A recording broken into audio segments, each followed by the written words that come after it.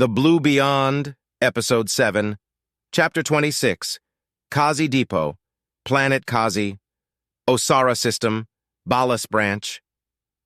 After the ship had been seen off, the station had about 24 hours to prepare for the arrival of the blue goo and the beasts it brought with it. Johns walked the halls of Kazi Depot, doing his best to be present and reassure people that everything was under control. Of course, he knew that it wasn't. The bustle of the previous week had been replaced with a cold unsureness that Johns had felt many times leading up to battle. But that was with soldiers. It was much more palpable now.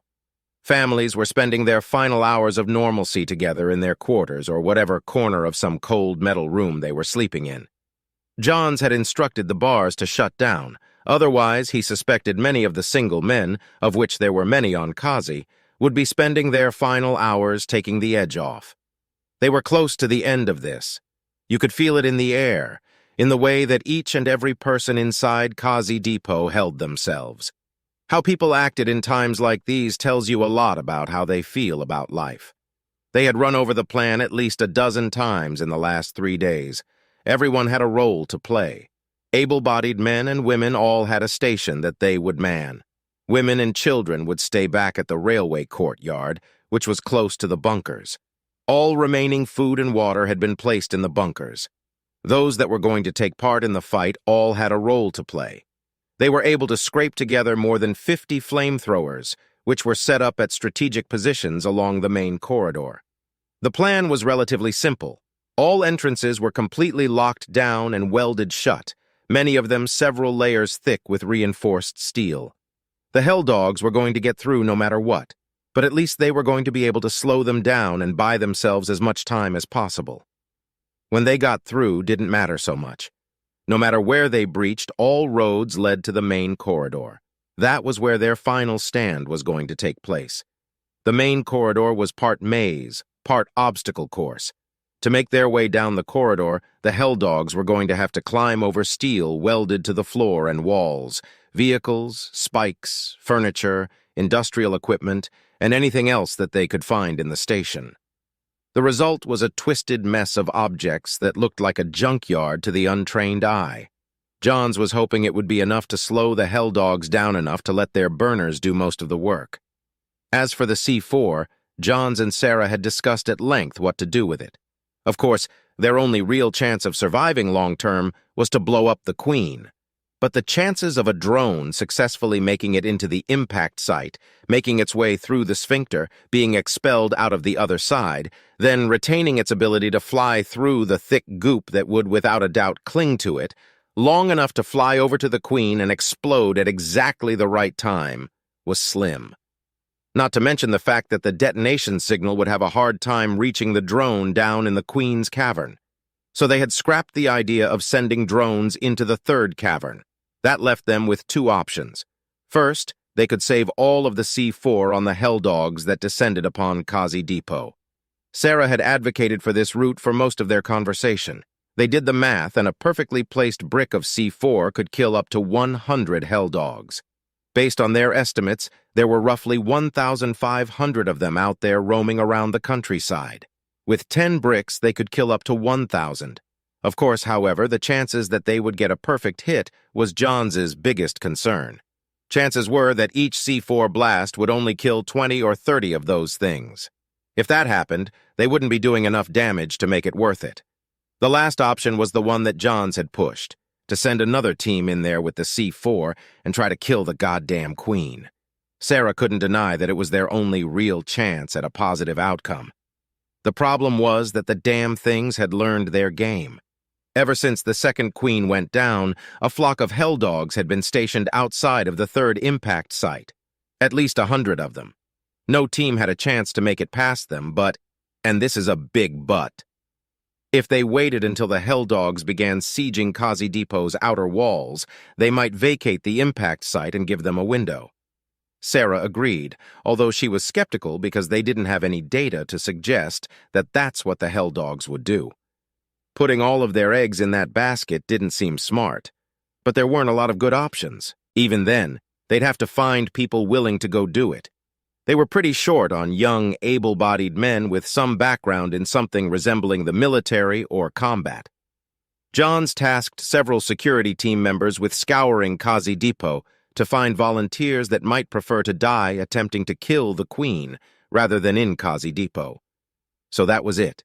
They were going to have to stand and fight. In the hours leading up to their arrival, Sarah kept the entire station apprised of their positioning and expected arrival time. The goo growth was still accelerating ever so slightly. When she came over the intercom and announced that the Hell Dogs would be reaching the outside of the station within the hour, Johns directed everyone to go to their positions. Everyone had a set position. Either you were manning a mounted flamethrower station, gunning from one of the locations they had carved out along the nooks and crannies that surrounded the corridor of scrap metal the Hell Dogs would ultimately trudge through, or you were throwing homemade bombs and explosives that they had been able to scrape together. Everyone unable to fight had been evacuated back to the bunkers, holding out until this thing came to an end. They hadn't shut the doors, at least not yet. Once those giant doors were slammed shut and the locking mechanisms were engaged, they weren't going to be opened again until the coast was clear, which of course it would likely never be again. They arrived just after sundown when the first Hell Dogs arrived and began clawing at the reinforced steel at the northernmost end of Kazi Depot. Johns and Sarah stood at the wall, listening as the first Hell Dogs slammed themselves against the structure. The scratching was deep and relentless. Even through the many layers of steel they had welded onto the outside and inside of the station, the ferociousness was palpable. They scratched and dug and tore at the outermost layer of metal, screaming their awful, high-pitched screech. All along the outermost wall, you could hear the Hell Dogs come running and slam themselves into the side of the building at top speed. It made a loud thwump that rang against the metal inner walls. Then the scratching sounds would begin right behind it. Johns and Sarah held eye contact as hundreds of thwumps echoed throughout the station. They had no idea how long it would take for them to get in, but they knew that they would eventually. Within a few short hours, weeks' worth of welding work had been undone as the scratching and screeching grew louder through the thinning outer walls of Kazi Depot. Knowing that it wouldn't be long before they pulled apart the last layers keeping them from the inside of the station, Johns and Sarah began the trek back to the main corridor. When they arrived, a few men helped Johns pull the final pieces into place. They were large, wall-like structures with sharpened metal sticks, points, and blades positioned all over them. They were gigantic, at least 12 feet tall and supported by large metal containers. Several men in large tractors helped to push them into place. Johns and Sarah fell back to the overlook, a walking path that went up and over the main path toward the end of the main corridor. From there, they'd be able to see how things were playing out toward the front of the corridor. Johns had an immense amount of respect for the men who had volunteered for positions at the front of the corridor. They were positions that were almost sure to be overrun quickly. If the Hell Dogs could get through the outer walls of the station itself, they were sure to rip through the makeshift barriers they had placed in front of people in doorways and nooks throughout the corridor.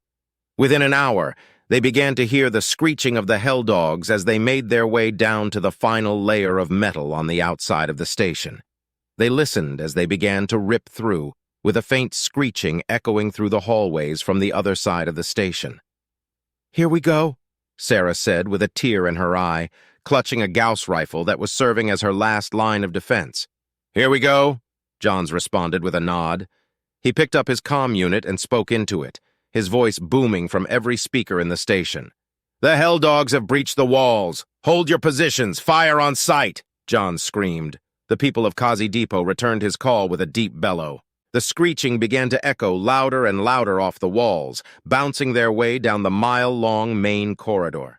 Johns watched as the men assumed their positions, holding their guns or flamethrowers out from their fortified locations. Several men vomited in anticipation. Slam! The first Hell Dog ran headfirst into the giant spiked wall at the front of the corridor.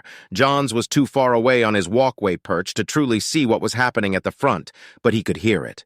Then another. Then another. Then dozens of Hell Dogs were running headlong into the spiked wall at the top of the corridor, impaling themselves along the way. Within a few minutes, the thuds dissipated. Perhaps enough helldogs had run headfirst into the spikes and blades and torn themselves up so much that they were connected to the structure. In the distance, Johns could see as the first helldogs began to climb over the obstacles welded to the corridor's floor. The great corridor filled with the sounds of the first gunshots as bullets sunk into helldogs that crested the wall. They shrieked and fell from the structure, no bigger than ants from Johns's vantage point. "Dear God," Sarah muttered under her breath. Soon the small crest of helldogs that had made their way over the wall turned into an amorphous flood of bodies that more resembled water flowing to Johns. The sound of 100 simultaneous helldog shrieks sounded as they came over the wall in a wave. More Gauss rifles pumped out rounds, followed by several audible human screams that blended with the helldog shrieks. Johns could see that some groups of helldogs were peeling off from the main wave, attacking men that had been stationed at various areas along the corridor. Most of them were closed in with steel, except for a gap that they needed to shoot. Based on how quickly they had gotten through the outer walls, which were many, many layers thick, Johns didn't have much faith that the makeshift shark cages would last very long. As the helldogs descended down the corridor, climbing over the obstacles that had been placed in their way, Johns could see the distant lights of flamethrowers lighting up. More helldog screeches filled the air. At the far end of the corridor, they ripped a man from his cage and tore into him, sending a large mist of blood squirting into the air. The helldogs reached the first giant wall, which had men stationed at various points along the side of the corridor, and Johns could see hordes of them roasting under the flames of a dozen flamethrowers just behind the wall. The men were screaming too, yelling at the top of their lungs as they roasted dozens of helldogs. More began to scale the walls. The first makeshift bombs were thrown from the upper vents in the corridor, raining down on the helldogs and blowing up large chunks of their wave at a time. The loud boom hurt Johns's ears, which were still not fully recovered from when the giant squid-like creatures had first crash-landed on Kazi. The helldog wave clawed its way over the top of the wall and scurried down the backside. The flamethrower men positioned there were also covered in makeshift metal cages. They began to tear at them, quickly ripping apart several with weak welds and swiftly disposing of the men inside into a cloud of red mist. To Johns's surprise, several of the barriers for the men held up, allowing them to run their flamethrowers through dozens of helldogs. They caught fire and galloped into a metal barrier, falling into a burning pile. Eventually, those barriers broke, and the people behind them were no more. It was amazing how quickly the smells could travel down the corridor. Johns could already smell the burning flesh of the helldogs. It smelled like someone had cooked a feral hog for days at a time until it was a burnt husk with no moisture to speak of.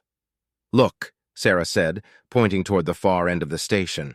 There, at the opening of the corridor, was a faint blue hue emanating from the opening. "The goo is inside the station." Over the next several minutes, Johns and Sarah watched as the helldogs made their way down the mile-long corridor. The closer the helldogs got, the more clearly Johns could see the fight. They were a horde, but the metal obstacles that had been welded to the floors had been surprisingly effective in slowing them down. Bullets were landing. Fire was washing over large clumps of helldogs as they traversed cars and equipment, running and spinning wildly in circles until they fell into burning heaps. One by one, the helldog horde would identify the men they had stationed along the corridor. They'd rip the enclosure they had fashioned around them away in a matter of seconds and devour them screaming. There were several hundred men throughout the station in coffins, enclosures just big enough for them and their guns. Johns never had any doubt that they wouldn't hold up under the helldog onslaught.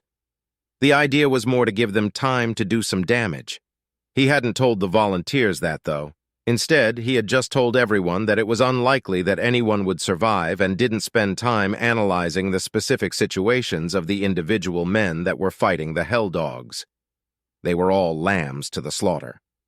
About halfway down the corridor was the second wall they had constructed. It stood maybe 50 feet tall and spanned the entirety of the corridor. What was special about this wall was that it came just after a dip in the floor of the corridor, maybe 5 feet deep.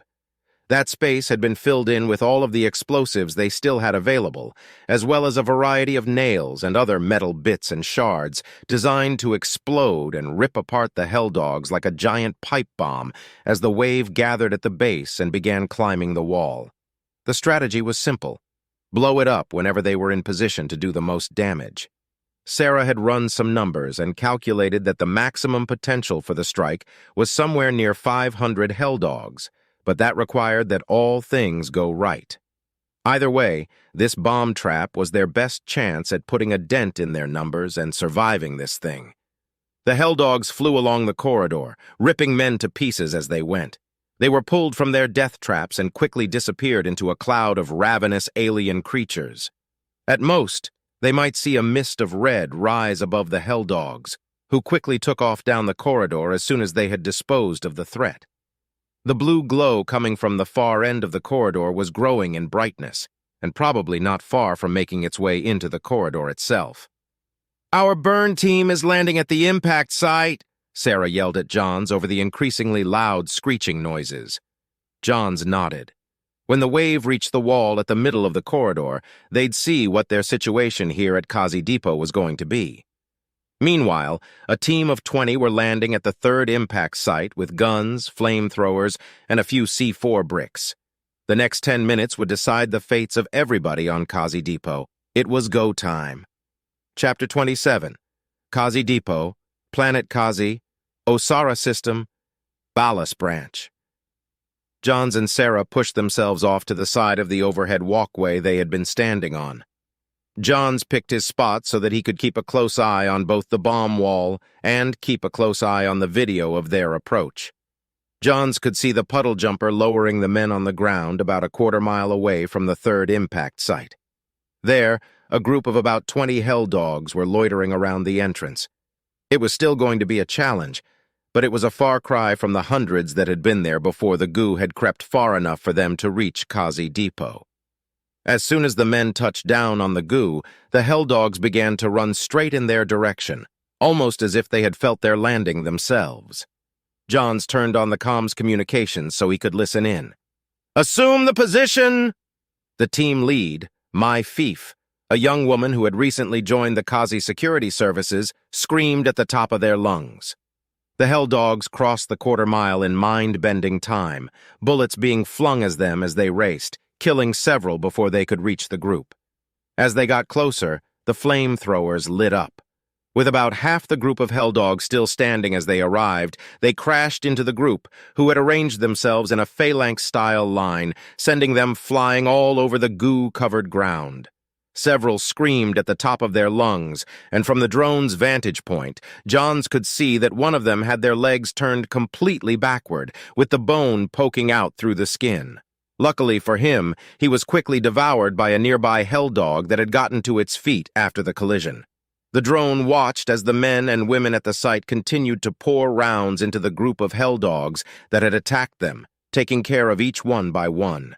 When there was only one left, still savagely pulling itself across the ground without working hind legs after having taken multiple bullets, one of the men walked over and calmly put 3 bullets into its head. Johns watched as the men took stock of what had just happened.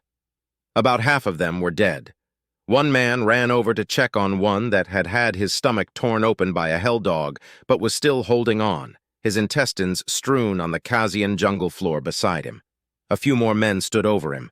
They looked at one another, likely discussing what to do, then chose the merciful option and put a bullet into his head, his body falling limply into the goo that surrounded him. There was nothing to do for that man in their current predicament. Johns could hear the Helldogs screeching as they pushed their way into the giant wall at the halfway point of the corridor. The men gathered their belongings and began the run across the goo toward the third impact site.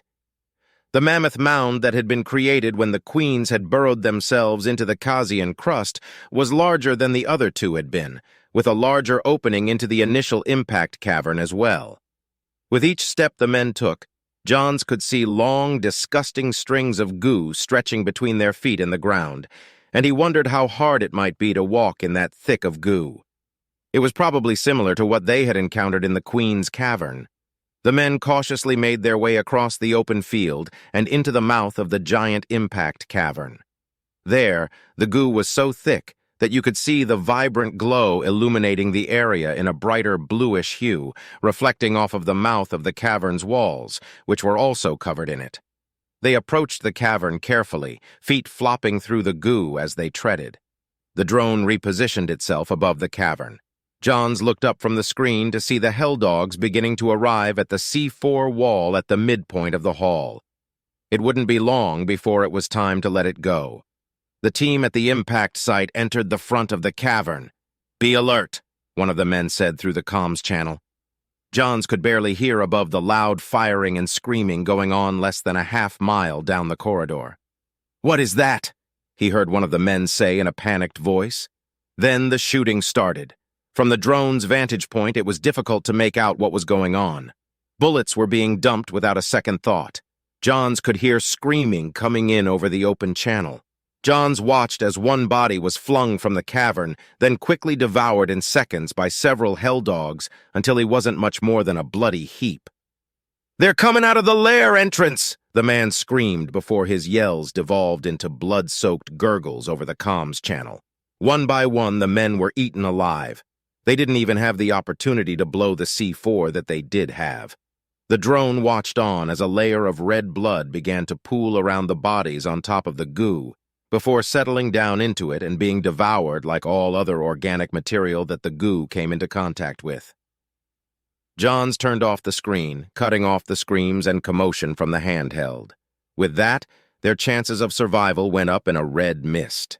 If this C4 trap doesn't work, many would die here in the corridor.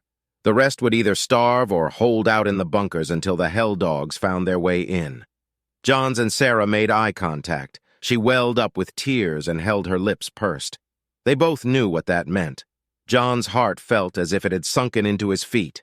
"They're piling up," Sarah said, pointing toward the barrier at the middle of the corridor. And they were. The pile had grown to about 15 feet high and kept growing as more helldogs slammed themselves into the pile and made their way toward the top to scale the wall. "Not yet," Johns said. "We need to get as many as we possibly can." It occurred to Johns that when he did set off the homemade bomb, which contained hundreds of pounds of explosives layered with hundreds of pounds of metal on top of it, that there was a good chance that they were going to permanently ruin the structure of Kazi Depot and kill many with the shrapnel.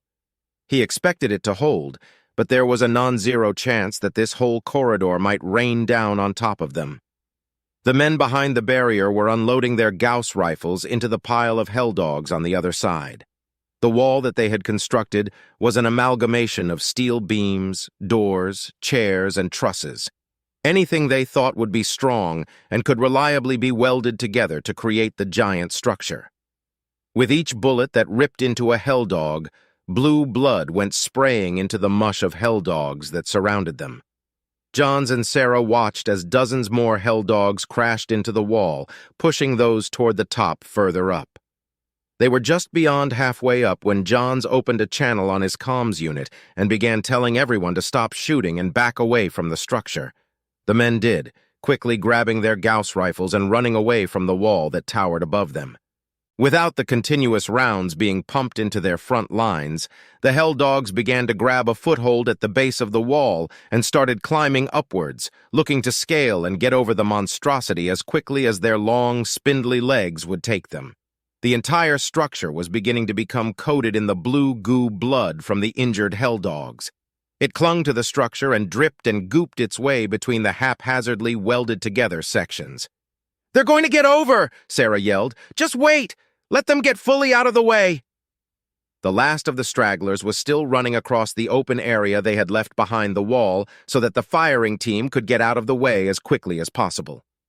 Johns could feel his blood pressure rising. This was the moment. Either they were going to finish off enough of these fuckers to get to go home and see their families, or they were as good as dead. Johns felt a thud in his chest as the realization that his hopes of ever seeing Anna again may vanish in smoke in the next few seconds. Even if they were able to put an end to today's onslaught here, they were still going to have to deal with the continued threat of the remaining queen and constant growth. With the goo now surely pushing its way inside of Kazi Depot, They were going to have a hard time putting together the resources to push it back, even if they killed every hell dog with the blast, let alone fight and kill another queen. Johns watched as a final wave of hell dogs crashed into the pile at the bottom of the wall. He looked towards Sarah, who gave him a nod of approval. They ducked behind a wall at the end of the walkway. "Take cover," Johns said into the comm channel. "Firing in 3, 2, 1. Johns hit the button and felt the pure power of a blast that he hadn't felt since the organism had first landed on the planet and shook Kazi Depot.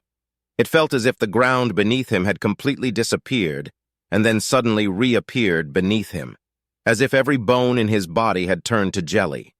His knees buckled from their crouched position, and Sarah fell beside him, hitting her head on the wall next to them as they tried to take further cover. The blast was much larger and stronger than Johns had expected. Johns gathered himself and pushed himself to his feet with a heave of effort that he wasn't sure he was going to be able to muster. He staggered but was able to catch himself on the wall. He looked down the corridor. It was hazy with smoke and dust that the explosion had kicked up. He could hear a mix of hell dogs and humans screaming in pain. There were fires burning all around the main explosion site. The corridor was still filled with smoke, so it was hard to get a read on what the actual damage was or how many hell dogs were left. Johns squinted as several metal chunks fell from the top of the structure, but it seemed to be holding up. He could make out a 360-degree field around the explosion site was strewn with chunks of hell dog and blue goo splattered all over the walls, floor, and welded obstacles. The corridor was quieter for a moment. Everyone that was left were silent while they waited to see. Finally, a man cheered, then another, then 10. Soon, the entire corridor was cheering at the sight of a corridor filled with shining blue meat lumps. But as the smoke cleared, a spindly figure appeared at the top of the wall, his strangely bumpy back clear through the silhouette. Then a screech. Then 10 hell dogs were scaling the wall, followed by more. There had been more. They had been blown back and stunned, but not critically injured. Critically injured. The cheers turned to screams and then to a hail of bullets. The remaining hell dogs tore over the wall, now unimpeded by the pile that had been effectively turned to scrap meat in the explosion. They tore over the wall dozens at a time and quickly overran the firing team on the other side, their screams echoing in the noticeably quieter corridor. Sarah looked at Johns worriedly. "Time to go," Johns said, grabbing Sarah by the shoulder and pulling her hurriedly toward the cart that Johns had left near the overhead walkway for just such an occasion. "If you're still here, it's officially bug the fuck out time," Johns said into the open comms channel. "Get the hell to the bunkers. We'll keep the doors open as long as we possibly can." Several men were already running past them underneath the overhead walkway. Johns wished that he could stop them all and tell them to hop on, but the truth was that he wanted to make sure that he and Sarah survived. If he was ever going to have a chance to make things right with Anna, even if it was from the depths of a dying bunker, he was going to need more time. He threw Sarah into the car and she hastily strapped herself in. Johns dove into the driver's seat, turned the ignition on, and put the pedal to the metal as they sped down a wide on-ramp. They sped past several men who screamed for them to stop as the stragglers in the corridor made their way to the bunkers. Behind them, Johns could hear gunshots and the screams of men who weren't going to make it to the bunkers. They sped through the backside of the corridor and toward the back of the facility where the bunkers were located. Behind them, they could hear the hell dogs gaining ground. They were so fast, Johns thought. Maybe they were getting stronger. It didn't really matter anymore. The buggy came to a sliding stop just outside of the great mechanized bunker's doors that had been opened in preparation.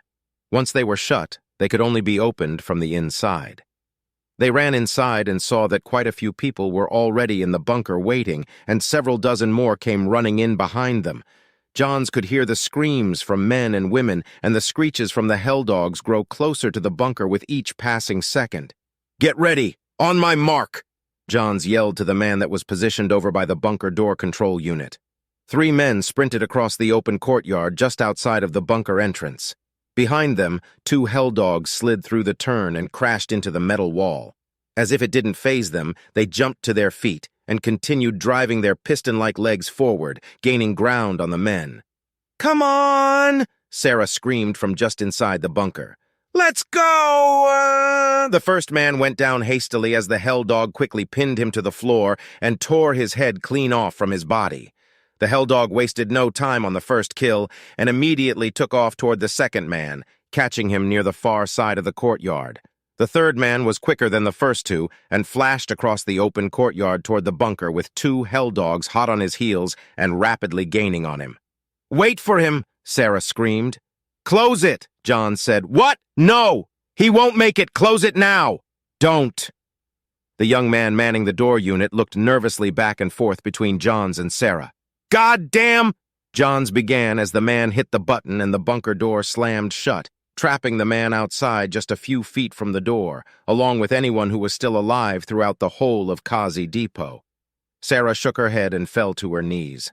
Now they were in here until they ran out of oxygen or food. Chapter 28, Kazi Depot Bunkers, Planet Kazi, Osara System, Balas Branch. The onslaught had come and they had lost. It was hard to describe exactly what the first few hours inside the bunker were like. In total, nearly 300 people had made it inside before the bunker doors had closed. Everyone else, the other 10,000 people at Kazi Depot, aside from the 150 children that they had sent off on the OCN Capella, were dead. Johns had expected the group in the bunkers to be one way, the way men had been in the war, where men got quiet and tried to forget about their impending doom with useless small talk. They laughed at the little things. That wasn't how things went here.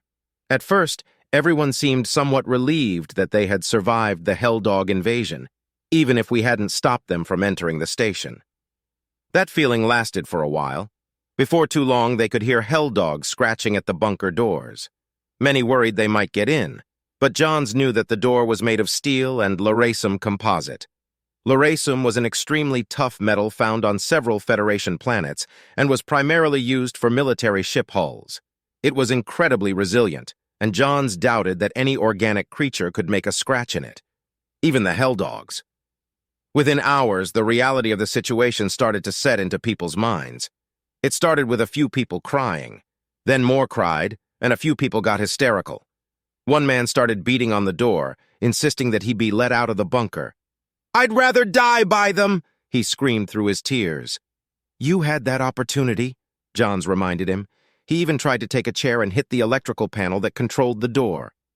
What he didn't know is that the only way the doors would open is with a password being entered on the door panel, combined with a button press and a key turn from the key that Johns had. But there was no point in opening the door. Eventually, the man had to be restrained. The morale turned very quickly. Because the communication station was completely destroyed and the OCN Capella was gone, the bunker had no reliable light beam. Even if he had, it didn't matter much. The whole system knew that if things went south, they would go down to the bunker. He had told him as much in the final message that he had sent. Johns had planned ahead and had instructed a group to ration out the remaining food and water to last as long as possible and for everyone to survive. He knew that tempers were going to flare over the food situation eventually, but he didn't expect it to happen on the first night. After their first meal, one man became irate and threw half of his meal against the wall, demanding larger portions. Johns had explained it to the group. Most understood. They all were here because they wanted to survive, even with as small of a chance that they would get out of there alive. "How long will it last?" one woman asked when he was done. "I'd rather not say. Everyone will know when it is running low. It's right there for everyone to see," he said, pointing to the corner where the giant food pile had been stored. If everyone here survived, which they wouldn't, they would be completely out of food in weeks. It was only 2 days until people started to have second thoughts about their decision to be in the bunker. Johns could see from a mile away that a small contingent was forming with the potential to mutiny. They wanted out, or at least they would decide that they did soon. Johns had been told in confidence about several harebrained schemes to escape and outrun the Hell Dogs off into the Kazian wilderness. Of course, that would have been a bad idea. Even if they did manage to escape, they would likely succumb to some unknown bug out there roaming around freely in the Kazian atmosphere. If someone did show up to rescue them, they would have no way to locate them. They'd be wandering around in circles off in the jungle somewhere. Johns held firm that their best bet was to stay here in group discussions. He won some people over and managed to quell the mutiny for the time being. But by the way things were going early on, Johns knew that things were going to fall apart in this bunker. These weren't trained soldiers, willing to accept a death that they had signed up for. These were just people. Mothers and fathers, children, people, and none of them were going to survive. On their third night in the bunker, Johns was shaken awake by a young woman who couldn't have been more than 30. Johns instinctually reached for his weapon but came to his senses quickly. She was panicked. "Listen, come and listen," she said as she pulled him to his feet. They ran across the bunker, passing people who were still asleep on the cold metal floor. Across the bunker, Johns could see a small crowd gathering at the top of the stairwell. They crossed the bunker and ran up the stairwell. Near the top, there was a crowd gathering. "See?" she said as they reached the top of the staircase. They stood in front of the giant metal door. "What?" Johns asked. "I don't hear anything." "Closer," the woman said, putting her ear up against the door. Johns followed suit. There, ever so slightly, he could hear a faint scratching, but it was fast. It was consistent. Barely, he could make out that there were scratching sounds coming from several locations on the wall. The faces of the people around him sagged with worry. The Helldogs knew that they were in here, and they were still trying to claw their way through the 4-meter-thick reinforced steel Laracum door. Even days later, 1 week in the bunker, they had their first death. It was a man that had cut himself while running through the metal obstacles in the corridor just as the attack had gotten underway. The cut had become infected, which had spread to his blood. He went quickly, even though they had used precious medical supplies trying to save him. His skin had gone completely pale and cold to the touch. He was clammy. The moisture that clung to his skin felt like it might freeze to his hair follicles. He shivered and shook, but complained that he was too hot. Eventually, they gave him a high dose of opiates and let him drift off into the everlasting comfort of death. Johns had stayed by his side as the man had taken his last breaths, deep heaves before he exhaled completely. His wife had stayed by his side the whole time, broke down in sobs when it was clear that he was gone. That had been a shock to the remaining survivors, to watch someone waste away so quickly like that. He was one of the lucky ones, to go out with such comfort. The opiates wouldn't be able to save them once they all started starving. And 3 weeks in, and the food supplies were starting to visibly disappear. Day by day, the only thing that was keeping them alive dwindled in front of them all. Outside of the bunker, they could hear the Helldogs. They banged and rattled. They ran back and forth. John swore that he could hear the goo slowly encroaching over the top of the bunker. In theory, he shouldn't be able to hear much of anything between the dozen feet of reinforced steel and Laracum composite between him and the lower plaza above them. But Johns could hear a distinct humming coming from above them that sounded almost electronic in nature. It was ever present, but no one else seemed to notice. He sometimes wondered if he was losing his mind. To Johns's surprise, things in the bunker became very laid back. People slept most of the day. They were eating very few calories and no one had the energy to be upset. Luckily, the power system was still up at the time, so they were able to cook their food and keep the lights on. Johns wasn't sure how long that would last. A few of the older members of the team had taken ill or were at least having a hard time. Sarah had spent most of her time those few weeks tending to them. Her and Johns had had several arguments about what situations constituted the use of their limited medical supplies, with Johns mostly giving in to her demands. Sarah walked over and collapsed against the metallic wall at the back of the bunker where Johns was sitting. She wiped sweat off of her brow and pushed her forehead into her hands. "Rodriguez won't make it until morning," she said. "That makes 4 today." Johns nodded. It was going to be like this from now on. They would all just slip away, one by one, until they were all dead. Johns wondered who the last surviving person would be. "You know what I keep thinking? Over and over again. I can't get it out of my mind. What's that? I shouldn't have taken this job." They stared at each other for a moment. Johns let a small smile start creeping across his face, and both he and Sarah burst out laughing. They laughed deep laughs, the kind that make you grab your belly. Johns kept trying to stop, but one of them would giggle and they would start back up. Others from the group shot them dirty looks from across the large bunker, but Johns didn't care. Maybe it was insensitive, but it felt great to laugh. Johns had needed it for a while now. He hadn't felt even a moment of pleasure since he had seen the system's reaction to his message throwing Raymond Duke under the bus. He still thought about that pretty frequently. It made him feel good. "What would you change if you could?" she asked suddenly, changing the tone of their conversation. "What would I change? Shit, a lot," John said. "No, seriously, you've had a lot of controversy in your life. Do you wish you could change anything? Or at least something you wish you had done differently?" Johns pushed his back against the cold metal wall. "Yeah," he said, rubbing the knuckles on his left hand into the palm of his right. "I wouldn't have left. When I came here, to Kazi Depot, I would have stuck it out and stayed with my daughter.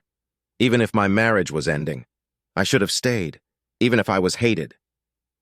Sarah looked at him with an intensity that he had never seen from her. "I'm sorry.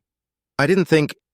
I just thought you'd probably say something about the war, given the trial," she said, cutting herself short when she realized that she didn't know where she was going. "Why'd you leave?" "I was cowardly more than anything. The damage had already been done. Osara Prime hated me. Journalists were calling 10, 20 times a day. My marriage had been dead for a while at that point. I'd tried my best to save it. Counseling, therapy, groups, all of it. Anna's school asked that we homeschool her. They said she was a distraction even though she was the one that was being bullied. She had lost most of her friends and couldn't leave the house without some asshole coming up to her and asking her questions she knew nothing about. It was dangerous. There were these extremists, fringe elements, whatever you want to call them. They thought that I was the devil. Everyone was happy to finally have the war over, but there were still those carrying on with the resistance. They wanted me dead, and I was afraid they'd do something to my daughter. So I left, hoping it would all disappear for them," John said as he felt the tears well up in his eyes and overflow down his cheek. "I shouldn't have left. I needed to stay, to protect her, not to turn tail and run when it was hardest. I'm not even sure that leaving helped her. What kind of bullshit did she have to put up with after I was gone? So, yeah, that's my regret. I'd give anything for one more chance to make it right if I could. She'd be 22 now. I wonder what kind of life she lives." Sarah had seen how emotional Johns had become, and she too had tears streaming down her face. "You?" Johns asked, hoping to change the subject. "Any regrets?" "Yeah, taking this fucking job," Sarah said, and they both burst into laughter once again. The weeks dragged on. More people became sick and died, some quickly, others much more slowly. They died of various ailments, infections, fevers, malnutrition, a lack of the willingness to live. They tried to medicate everyone they could at first, but decided that the antibiotics that they had on hand in the bunker just weren't effective for fighting whatever people were coming down with. Still, it seemed inhumane not to try. They had decided that there must have been some sort of contamination in the oxygen supply. The bunker had its own vents that extracted oxygen from the Kazian air, stripped out everything except the oxygen, and pumped it into the bunker. Maybe the oxygenation machines or vents had been damaged, exposing them to the Kazian viruses and bacteria. Or maybe the goo had covered the devices. The ferociousness of some of the illnesses led Sarah to believe that their immune system was not dealing with the illness well, which made sense. But it could have been exacerbated by the malnutrition and tight quarters in the bunker. There was no way to know. The food stock became a common source of anxiety for the 50 or so people that remained in the bunker. The longer they were down there, the more apparent the dwindling food supply had become. It was a death clock, constantly marching them in one direction. They weren't dying of hunger yet, but the sight of the remaining freeze-dried food and oatmeal was a constant reminder that they soon would be. That anxiety had manifested in a second round of calls to leave the bunker. Johns had squashed several conversations about what chance they stood if they left. By now, the goo had to cover several square miles around the bunker. Even if they could get the door open, and there was no guarantee that the goo wouldn't have completely covered the entrance by now, they would have to run for miles in hell-dog-infested lands before they even broke into the jungle. They wouldn't make it that far, but if they did, in the condition that they were in, either an animal or exposure would have them dead shortly thereafter. Johns had tried to appeal to their belief in humanity. He reminded them that they were stuck down here with no way to communicate with the outside world, and that last they saw, there was a big uproar about what was happening on Kazi. Maybe Raymond Duke was sending people right now. If they had left right when they had entered the bunker, they'd be arriving in a few days. Of course, Johns knew that there was no chance that they were coming. Raymond Duke wouldn't ever let him win if he could help it. For better or for worse, and it had been almost exclusively for the worst for Johns so far, he and Raymond Duke were enemies. He wasn't even sure if they fully hated each other, but public perception dictated that they were now unquestionably enemies. Johns wondered if his ego might have caused him to torpedo any real hope of mercy and rescue. Maybe he should have handled it differently. At 1 month and a half in the bunker, their numbers had dwindled to 37. With anxiety over food levels at an all-time high, everyone was at each other's throats. One man had stabbed and killed another when he had accused him of taking a fingerful of his food while he had his back turned, an accusation that Johns felt was true, based on the man's reaction. The new, smaller rations that they had installed to calm everyone and stretch their time a bit more had everyone losing weight. Johns could feel his ribs poking through the skin on his torso. His wrists were starting to look like they might snap if he lifted anything heavier than 20 or 30 pounds. People lay strewn around the bunker. Many of them, their immune systems in shambles, coughing up fluids or throwing up stomach acid onto the bunker floor. They were in bad shape. They were down to maybe 250 calories per day, if they were lucky. It was just enough to keep them alive and miserable. But they were alive. The reality of starving to death had forced Johns to consider something that he never thought he would consider: opening the bunker doors and letting people make a run for it. Yes, they would all get torn to bits by packs of roving hell dogs, but it would be over quickly. It would be a lot better of a death than sitting in here and waiting to starve. He made a promise to himself that he would open the doors in a few more days. Johns never got the chance to make good on that promise. Like the others before him, he fell ill and quickly became too sick to do much of anything. The next 2 weeks faded and blurred in and out of reality. Johns remembered coming down with a fever. He had dealt with them on and off throughout their time in the bunker, so it didn't concern him at first. But it was the pain in his torso that concerned him, as if there was a small rodent burrowing around his intestines. He felt supremely awful. He vaguely remembered being absolutely drenched in sweat and Sarah leaning over him, saying something directly into his face. She had poured something down his throat. Medicine, most likely. Past that, there isn't much. Flashes, images, like paintings in his mind. A man leaning over him, shaking his head. A child looking at him, hiding behind his mother. He had the most intense dreams of his life during this period. That added to the confusion. It was hard to discern what was real. He dreamt of Anna. He imagined what she might look like now. He had dreams of what her high school life had been like. She had gone on to study biology at university. He had also dreamt awful things about her. He dreamt that men had done things to her, that she had been beaten and robbed. They all had felt so real.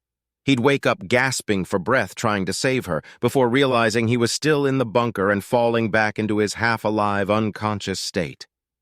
Johns didn't know how long he faded in and out. Several times he heard Sarah remark that he wasn't going to make it or break down crying. He remembered hearing that others had died. He didn't know how many. He wasn't the only one that was sick. The unidentified flu had run its way through the bunker, feeding on the already weak. Days, maybe weeks later. Johns wasn't sure how long it had been. He hadn't been conscious for most of it. He had a sudden flash of consciousness. He could feel that he was on the brink of death, his body shutting down. He could smell the rotting flesh of the other dead all around him. But something was happening. He couldn't rouse himself out of his diminished state to open his eyes, but he was aware. Something new had happened. "Someone's here," Sarah said, pulling at his shoulder. "Hold on." Johns could hear a commotion. At first he couldn't make out what it was about, but then he could hear it too, the faint gunshots. Who was shooting? Why were they shooting in the bunker? They were going to make everyone deaf. No, it wasn't that. They weren't in the bunker. The shots were too quiet for them to be coming from inside. They were outside. Johns didn't have the strength to show it, but a sudden rush of hope filled his chest cavity. Then there was screaming.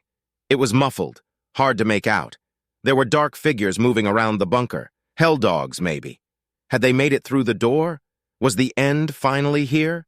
With what little awareness he had left, Johns prepared to finally be killed and have his suffering ended. He welcomed it, and his thoughts drifted to Anna and the life they could have had together. Or should have, had he not been so cowardly. "Let them in," he could hear someone saying. Then he felt Sarah lift herself up and sprint toward the door. There were more gunshots and more muffled screaming from outside. Johns could feel someone come over to him and start rummaging through his pockets. The key. They were going to open the door. Johns forced himself to gather the strength to open his eyelids, if even the slightest amount. His vision was diminished due to malnutrition and everything looked blurry. But he could see the people inside of the bunker fiddling with the door. What were they doing? He wanted to scream at them and tell them not to let the hell dogs in. There was arguing, confusion. Johns couldn't make out what was happening over by the door, but he could tell that people were angry. Eventually, they figured out how the door worked, and the heavy metal bunker doors parted with a deep vibration sound, and light crept through the door. The light grew. It grew until it overtook his entire vision. It was the brightest light that any of them had seen in over a month, in the dark reaches of the Kazi depot bunker. Everything was white, and Johns felt an ease come over him. Maybe death had come after all. Then, slowly, his eyes adjusted to the new light source, and he could make out an armored suit silhouette standing in the bunker doorway. It was the last thing Johns saw before he passed out. Chapter 29. A hospital bed. Somewhere. Fading in was a lot like fading out. There were bits and pieces, questions that he had asked, answers that he thought he had received, dreams that made it hard to tell what had been real and what had happened in his mind. He had been drugged pretty heavily, that much was apparent, as even the flashes he could remember were tainted and cloudy with the haze of narcotics he had been pumped with. He had known that he had woken up many times and had conversations with people, but how many he had no idea. Over time, the fade-ins became more frequent. He started to remember more of his interactions. Nurses, they were definitely nurses, and doctors, and Sarah. He vaguely remembered talking to Sarah and Anna, but he couldn't be certain if he had dreamt it. When he dreamt of Rick, he became more certain that he had, in fact, not seen Anna. In his few moments of clarity, he wondered if he might still be dying, his brain firing on all cylinders and showing him anyone that meant anything to him before he left this plane. Then there was an older bearded man. Johns couldn't recall his conversations with him, but he knew that there had been several. One time, Johns woke with more energy and wiped his eyes and sat up. "Mr. Johns?" a nurse that had walked in holding a tablet said. The room that he was in was unmistakable as a hospital room. His bed was big and comfy. The walls were completely white and windowless. It was sterile as sterile could be. "It's good to see you sitting up. Welcome back." "Sarah," Johns was able to croak. "Sarah." The nurse came over and placed a new pillow behind Johns's head. "Yes. Well, like I've told you many times before, Mr. Johns, Sarah has also gone through the decontamination process and is doing fine and has been discharged," she said. "I'll send for Mr. Kavingo to get you up to speed again." Johns could feel the light enter his heart again. Sarah had survived. Against all odds, she had made it, even after giving up her seat on the OCN Capella to return home. That's right. The Capella. The children. "And the kids? The ones on the Capella?" Johns asked, his voice scratchy. It hurt to even attempt to talk. "You'll be happy to know that they are alive and well, Mr. Johns. They were intercepted by a Navy ship and went through the decontamination process and have been shuttled down to Osara Prime." Johns nodded. At least they had managed to save some of them. Johns chugged several glasses of water from the pitcher sitting on his bedside table in an attempt to relieve his dry throat. A few minutes later, the bearded man from Johns's dreams appeared in his hospital room doorward. He didn't know how long it had been since he had had a drink, but it felt like weeks. "Mr. Nicholas Johns," he said with a big smile on his face. "It's good to see you again." "Again, I assume that means that we have met before." "Oh, yes, a few times. I didn't expect you to remember. You were still pretty groggy from the treatments." "Treatments?" Johns asked. "What are you, a doctor?" "No, I am not the doctor. I can go get one if you would like. I'm told that you are fine, though. In another few weeks, you'll be back to full strength. You had a hell of a case of pneumonia and serious malnutrition. You were also severely dehydrated, but that goes without saying. You have some kidney damage, but other than that, it seems that you will be fine. Do you need me to get the doctor to have him explain things? No, that's fine. But I do want to know who you are, John said, sitting up in bed. And where am I? And when I can leave? The doctor will have to make that call, but you are on a ship, so you'll have to wait until we are at a port to go much of anywhere. So where are we? Are we headed back to Osara Prime? No, I am afraid that we are not headed back to Osara Prime. In fact, we are no longer in the Osara system as we transported through the ring gate to the Vanna system several weeks ago. Vanna? What? Why are we headed up the branch? Who are you? Johns asked. This might come as a shock, but I am Squad Leader Richard Kovinga of Elex Security in the Osara system, and we are headed for the Sol system. Elex Security? Wait, Sol system? Yes, Elex Corporation Security Group. You've heard of us, right? The bearded man said. It went without saying. Well, your messages managed to make their way out of the Osara system, despite Raymond Duke pausing all communications transport ships through the ring gate. The messages made it all the way back to the High Council in the Sol system, in fact. And we received orders from them to save anyone down in that bunker that had survived the alien attack. But they were most interested in you specifically, and once we found you alive, we were asked to bring you back to the core to meet with them. The High Council? Of the whole damn Federation? You mean that High Council?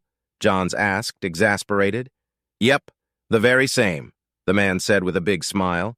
This is the third time I've told you this, and every time you have that same shocked look on your face. But why? Johns asked, confused. Maybe he wasn't fully out of his narcotic haze yet.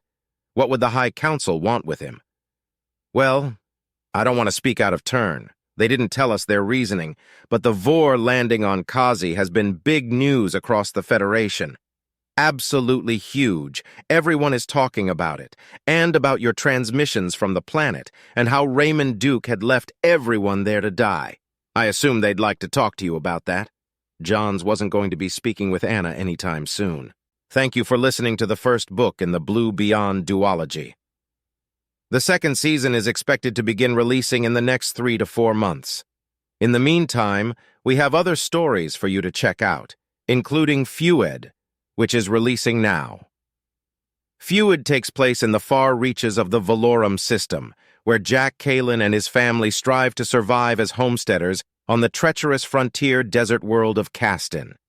Life teeters on the edge, but when Jack stumbles upon a nearly depleted vein of lerasium, an astoundingly potent and valuable metal, he realizes that the family has been robbed.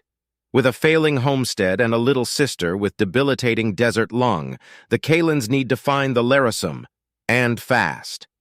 Fueled by desperation, Jack and his unpredictable brothers embark on a perilous quest for justice, traversing the unforgiving landscape of Castin. Together, they must navigate a web of danger, deceit, and unlikely alliances to recover their stolen lerasium and secure their family's future. You can find more stories like this on the Pockets Universe YouTube channel or on the Pockets Universe website at www.pocketsuniverse.com.